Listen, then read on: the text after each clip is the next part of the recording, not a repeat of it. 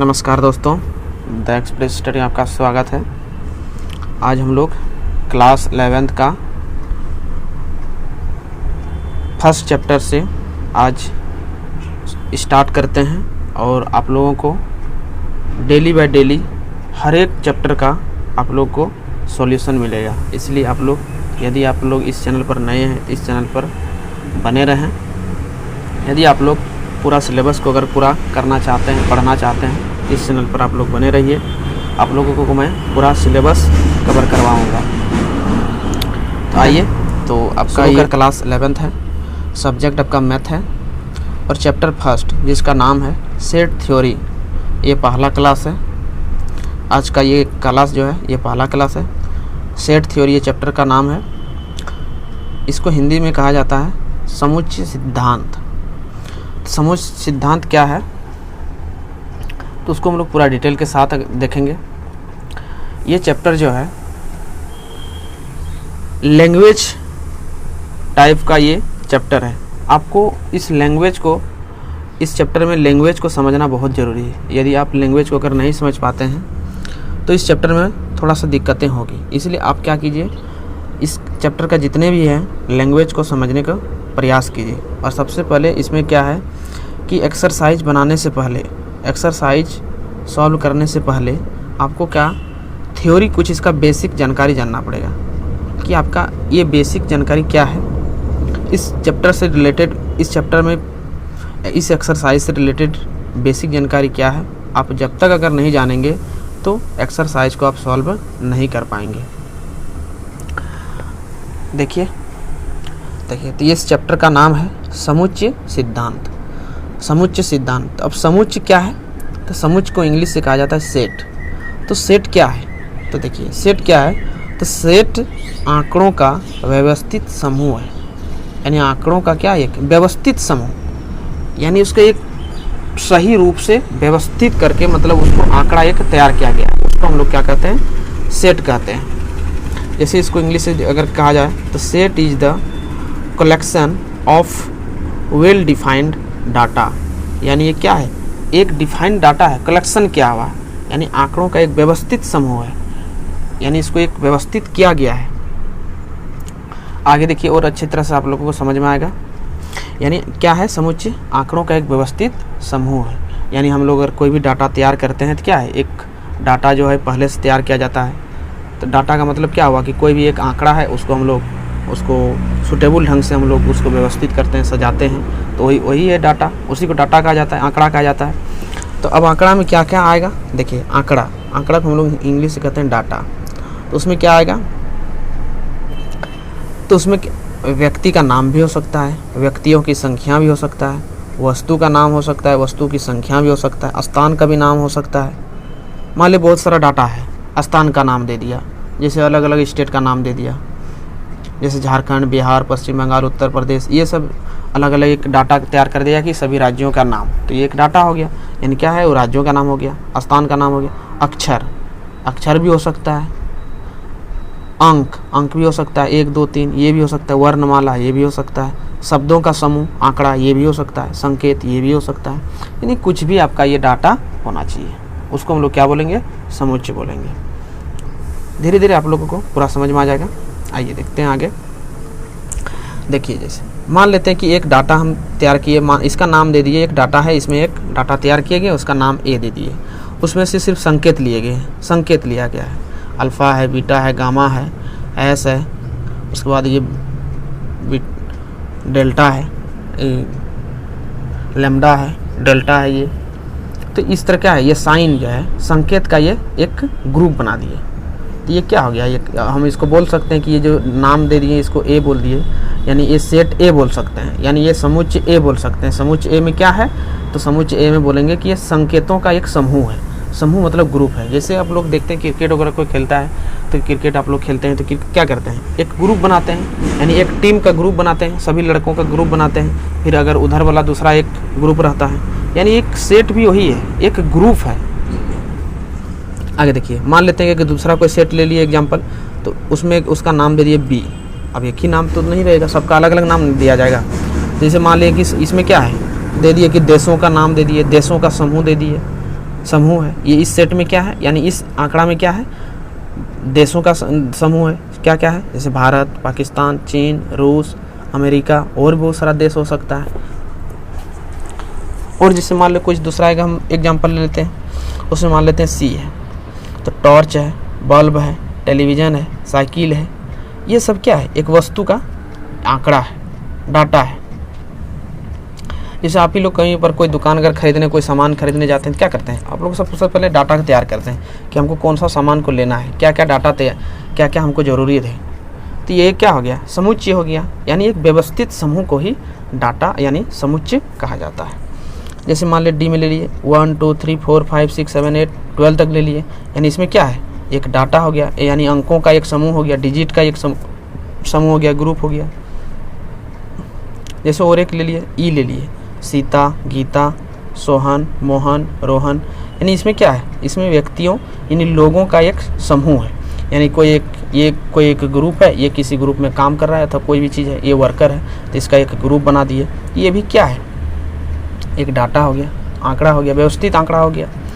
मान लेते हैं और कुछ ले लेते हैं, A B C D E, ये भी एक हो गया, यानी ये क्या हो गया, वर्णमाला का ये एक अल्फ़ाबेट का एक ग्रुप हो गया।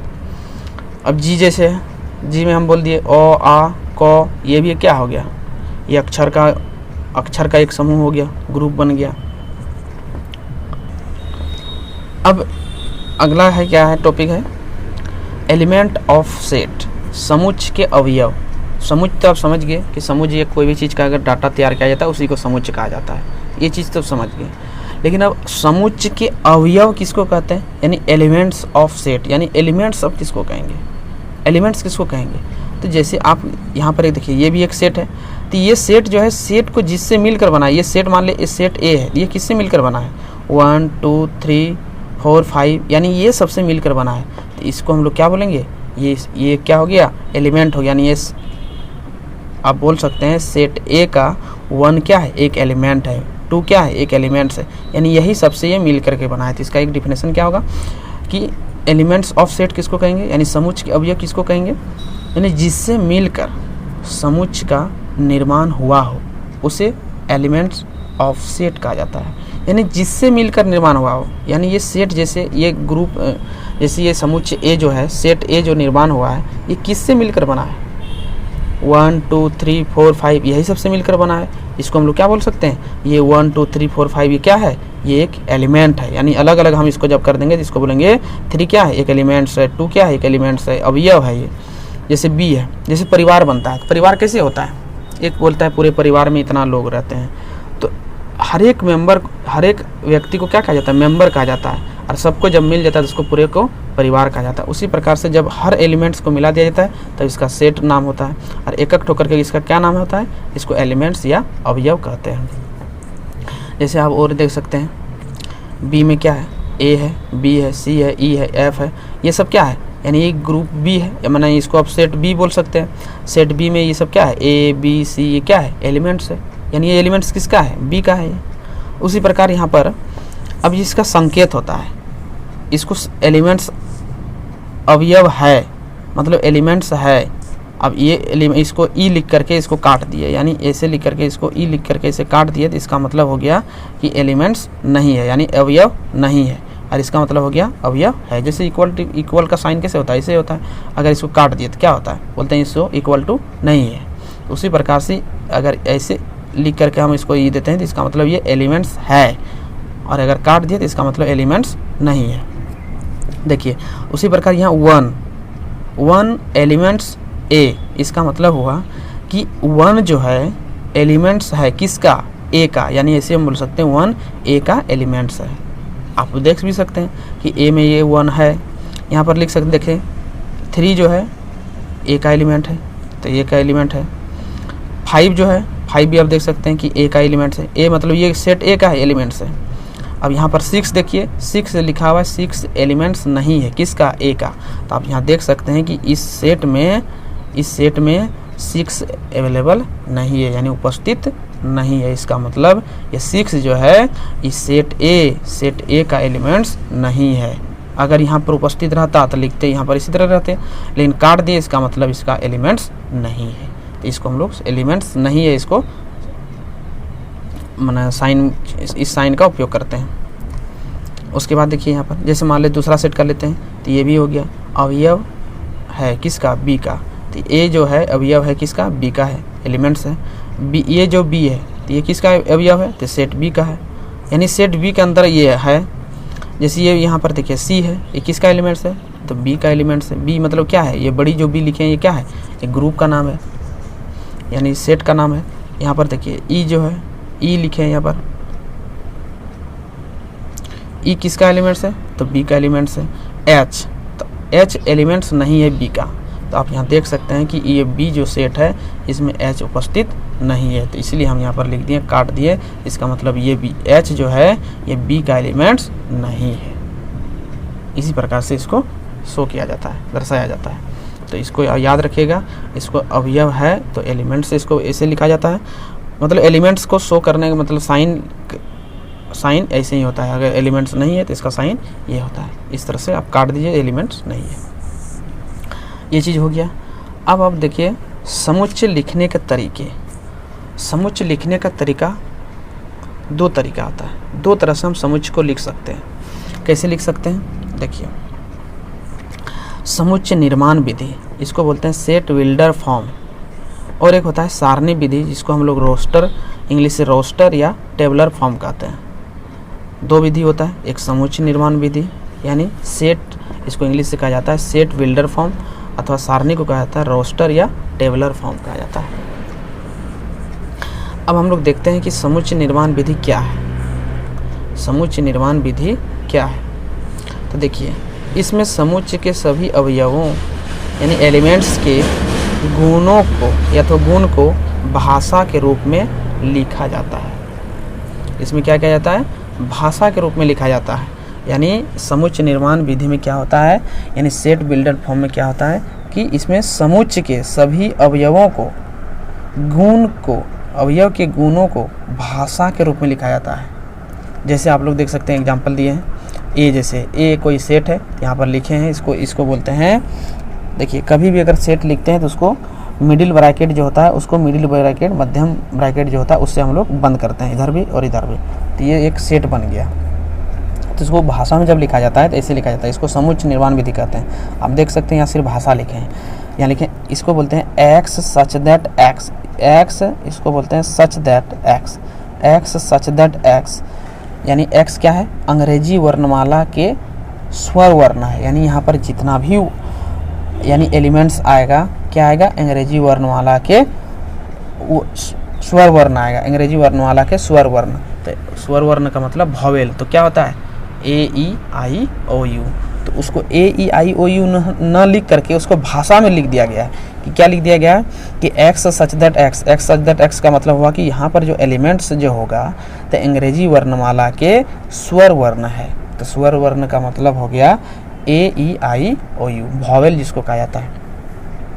अब जैसे मान लें कि दूसरा है बी है, तो एक्स सच दैट एक्स प्राकृतिक संख्याएं हैं, यानी प्राकृतिक संख्या आप लोग को पता है कि 1 2 3 4 5 6 जितना भी होता है ये सब प्राकृतिक संख्या होता है।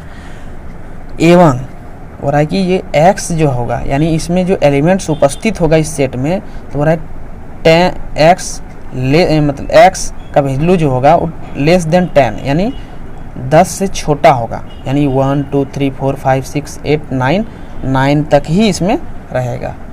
अगर हम 1 2 3 4 लिख दिए तब ये समुच्चय निर्माण विधि नहीं हुआ। समुच्चय निर्माण विधि में क्या करना है, हम सिर्फ लैंग्वेज में लिखना है, भाषा में लिखना है। तो आप यहाँ देख सकते हैं कि भाषा में लिखे हैं।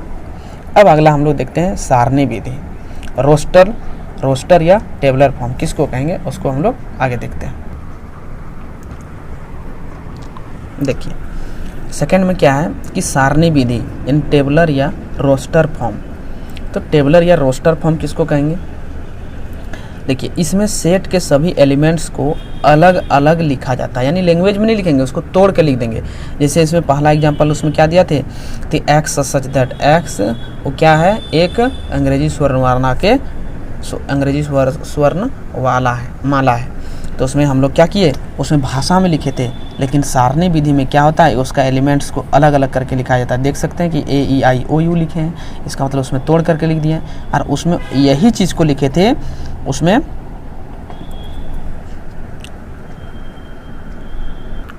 समुच्चय निर्माण विधि में लिखे थे, तो उसमें यही चीज़ को लिखे थे, लेकिन वहाँ भाषा में लिखे थे। क्या लिखे थे, एक्स सच दैट एक्स अंग्रेजी वर्णमाला के स्वर वर्ण है। अब बी में क्या लिखे थे, उसमें भी लिखे थे एक्स सच दैट एक्स एक प्राकृतिक संख्या है और वो क्या है 10 से छोटा है। लेकिन यहाँ पर देखिए, आप यहाँ पर क्या किए, उसको सबको तोड़ तोड़ करके हर एलिमेंट्स को लिख दिए हैं। तो सारणी विधि में एलिमेंट्स को अलग अलग करके लिखा जाता है, और समुच्चय निर्माण विधि में उसको लैंग्वेज में लिखा जाता है, भाषा में लिखा जाता है। उम्मीद है कि आप लोगों को ये थ्योरी अच्छी तरह से समझ में आ गया होगा। देखते हैं अब अगला आगे है। अब एक्सरसाइज 1.1 आप लोग देख सकते हैं, ये एक्सरसाइज 1.1 है।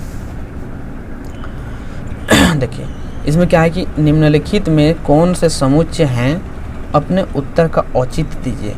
यानी जरूरी नहीं है कि आप कुछ भी बोल दीजिए वो समुच्चय ही होगा, आप कुछ भी बोल दीजिए जो सेट तो नहीं होगा। सेट का मतलब क्या हुआ, सेट का मतलब हुआ कि एक निश्चित आंकड़ा होना चाहिए, यानी उसको हम लोग अगर लिखना चाहे तो हम उसको ज्ञात करके लिख सकते हैं, उसी को हम लोग क्या कहते हैं, सेट कहते हैं, समुच्चय कहते हैं। तो वही बोला है कि इसमें जितना भी दिया हुआ ये कि कौन कौन सा समुच्चय है और कौन कौन सा समुच्चय नहीं है, उसी का आप लोग बताइए और औचित्य दीजिए, मतलब उसका कारण बताइए कि आप किस कारण से आप इसको बोल रहे हैं कि ये समुच्चय नहीं है। तो देखिए निम्नलिखित में से ये तो हो गया। पहला नंबर में बोला है कि जे अक्षर से प्रारंभ होने वाले वर्ष के सभी महीनों का संग्रह।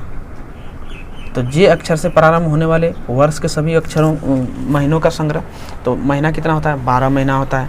तो 12 महीना में जे अक्षर से कौन कौन प्रारंभ होता है, जे अक्षर से तो एक जनवरी होता है और एक जून होता है और एक जुलाई होता है। तो ये एक निश्चित डाटा है, ऐसा थोड़ी ना कि हम जे अक्षर से बहुत सारा हम इसको अनगिनत है जो हम इसको गिनती नहीं करते हैं, गिनती नहीं कर सकते, ऐसा नहीं है, हम इसको गिनती कर सकते हैं, हम इसको गिनती कर सकते हैं। तो एक जनवरी है, जून है, जुलाई है, इसका मतलब एक निश्चित डाटा है। तो इसलिए ये क्या है, एक समुच्चय है, इसलिए क्या है, एक समुच्चय है। तो इसको हम लोग लिख सकते हैं कि यह समुच्चय है, इसलिए आंसर। अब अगला क्वेश्चन में क्या दिया हुआ है, अगला क्वेश्चन में है कि भारत के 10 सबसे अधिक प्रतिभाशाली लेखकों का संग्रह। प्रतिभाशाली, अब यहाँ सिर्फ लिखा है कि भारत के 10 सबसे अधिक प्रतिभाशाली लेखकों का संग्रह। तो आप किसको प्रतिभाशाली बोलेंगे, किस आधार पर बोलेंगे प्रतिभाशाली, ये चीज़ इसमें डिफाइन नहीं किया गया है, सिर्फ लिख दिया है प्रतिभाशाली। तो भारत में बहुत सा लेखक हैं और बहुत सा लेखक चले भी गए और अभी भी बहुत सा लेखक हैं भी, उनके भी बहुत से लेखकों का मृत्यु भी हो चुका है, निधन भी हो चुका है। तो आप किसको बोलेंगे, इसलिए इसका कोई एक निश्चित डाटा नहीं है। अब 10 बोला है, उसमें से 10 बोला है सबसे अधिक, तो आप सबसे अधिक किसको बोलेंगे। अब तो सबका स्तर से अलग अलग लेखक अलग अलग सबके लिए प्रतिभा होता है, प्रतिभाशाली होता है, इसलिए इसका एक कोई एक निश्चित डाटा नहीं है, यानी इसका एक कोई एक निश्चित आंकड़ा नहीं है। इसीलिए हम इसको क्या बोल सकते हैं, यह एक समुच्चय नहीं है, यह एक समुच्चय नहीं है। चलिए अगला क्वेश्चन है, विश्व के सर्वश्रेष्ठ 11 बल्लेबाजों का संग्रह। 11 बल्लेबाजों का संग्रह, विश्व के सर्वश्रेष्ठ 11। अब सर्वश्रेष्ठ बल्लेबाज किसको बोलेंगे, विश्व के सबसे सर्वश्रेष्ठ 11 बल्लेबाज। तो विश्व का सर्वश्रेष्ठ अब 11 बल्लेबाज किसको बोलेंगे, इसका तो कोई निश्चित डाटा नहीं है। अब हम लोग यहाँ पर हम लोग अपना देश में विराट कोहली को बोलेंगे, धोनी को बोलेंगे, तो कोई दूसरा देश में कोई अलग अपना बोलता है, वो लोग को दूसरा देश वाले अपने देश के लोगों को वो सर्वश्रेष्ठ बल्लेबाज मान रहा है। इसलिए इसका भी कोई एक निश्चित डाटा नहीं है कि हम किसको बल्लेबाज सर्वश्रेष्ठ बल्लेबाज किसको बोलेंगे, इसका कोई एक निश्चित डाटा नहीं है। इसीलिए ये भी एक क्या है, समुच्चय नहीं है। तो इसका अगर कारण लिखना चाहें तो ये भी लिख सकते हैं कि यह एक निश्चित आंकड़ा नहीं है, इसका भी यही होगा। तो इसलिए क्या है, एक समुच्चय नहीं है, यानी सेकंड भी समुच्चय नहीं है और थर्ड भी समुच्चय नहीं है। आइए अगला देखते हैं कि आपकी कक्षा में सभी बालकों का संग्रह। बालक मतलब हो गया लड़का, बालिका मतलब हो गया लड़की। तो अब अगर आप जिस कक्षा में पढ़ रहे हैं, आप 11th कक्षा में पढ़ रहे हैं, तो आप जिस स्कूल में पढ़ रहे हैं या अथवा जिस कॉलेज में पढ़ रहे हैं, तो वहाँ तो स्टूडेंटों की संख्या हम काउंटिंग कर सकते हैं। ऐसा नहीं है कि उसमें बहुत सा स्टूडेंट है कि इतना स्टूडेंट है कि हम उसको काउंटिंग नहीं कर सकते हैं, एकदम हम बिल्कुल उसको काउंटिंग कर सकते हैं। इसीलिए क्या है, यह एक निश्चित डाटा है, यानी यह एक क्या है, निश्चित डाटा है, हम इसको काउंटिंग कर सकते हैं। इसलिए क्या होगा, यह एक समुच्चय है। यानी आपकी कक्षा में सभी बालकों का संग्रह, मान लो टोटल स्टूडेंट है, उसमें कितना लड़का है ये तो हम निकाल सकते हैं, इसको ज्ञात कर सकते हैं। ऐसा नहीं कि इसमें कोई डाटा हम नहीं निकाल सकते। इसलिए क्या है, यह एक समुच्चय है। इसको हम लोग लिख सकते हैं कि समुच्चय है, यानी यह एक सेट है।